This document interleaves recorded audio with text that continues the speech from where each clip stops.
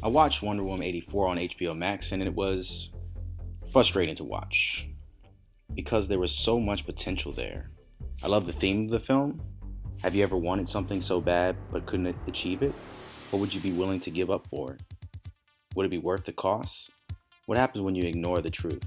These are the thematic questions asked by the film and the characters' wants, their ghosts that motivate the characters, and the decisions that they make or have to make in the story pushes them to answer and match these thematic questions. The logic of the movie at times is questionable. There are moments where you will think like how did she do that, or how did he do that, what is happening and why is this happening exactly, or that's convenient, which is frustrating and brought me out of the movie. The tone of the movie, I would say, is kind of inconsistent. I know they were trying to probably do the Marvel funny, serious, that balance, and that's really hard to do, and I feel like that it was cheesy. And how I define cheesy is kind of like unnaturalistic. Like that doesn't happen like when you try, especially when you try to be funny. You're like that doesn't make sense. The dialogue I think was pretty good overall.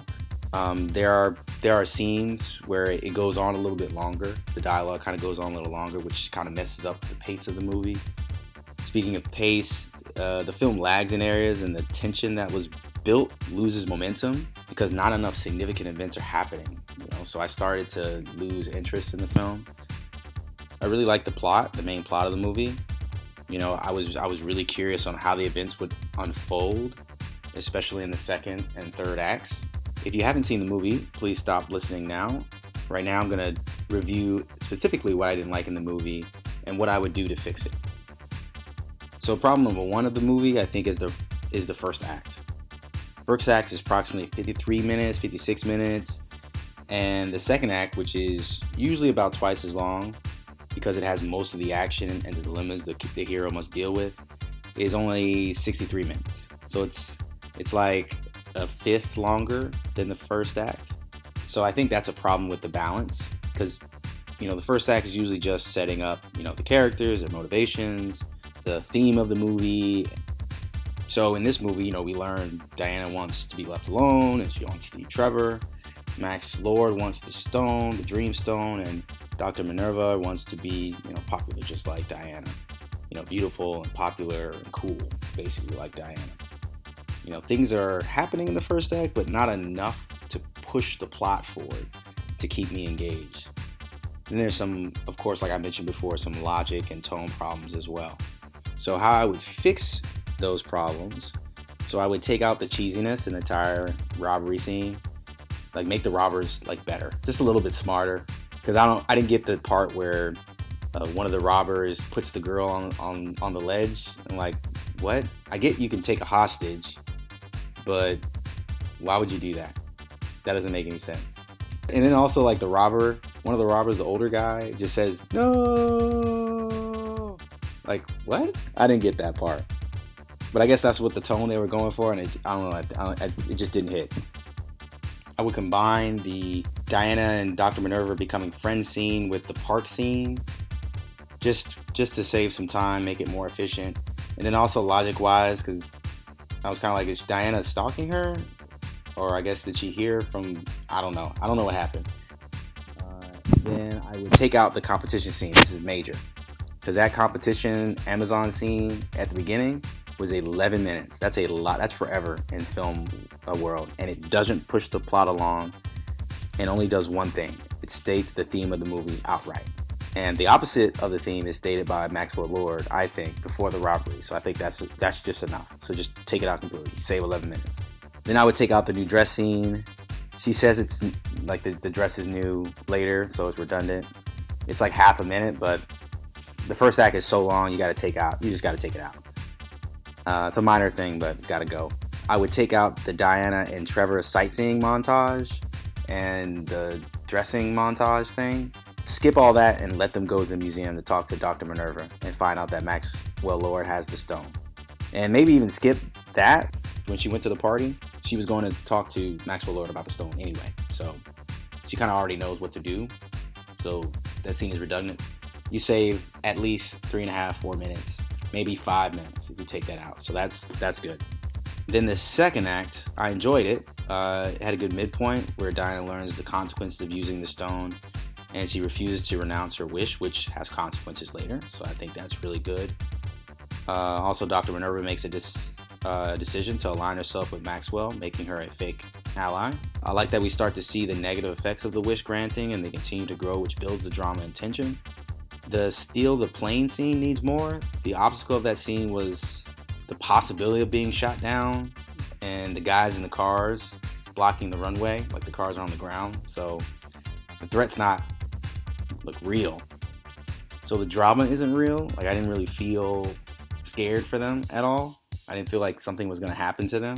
And then, Diana just magically turns the plane invisible, which actually, you know what, I'm okay with. Like, you don't have to explain it at all. So instead of them flying with the fireworks after the takeoff, I would just take that out. And then I would have liked it if they would have just taken off. She didn't do the invisible thing yet. She just took off. And then they think everything is fine and good. And then maybe the Air Force comes in.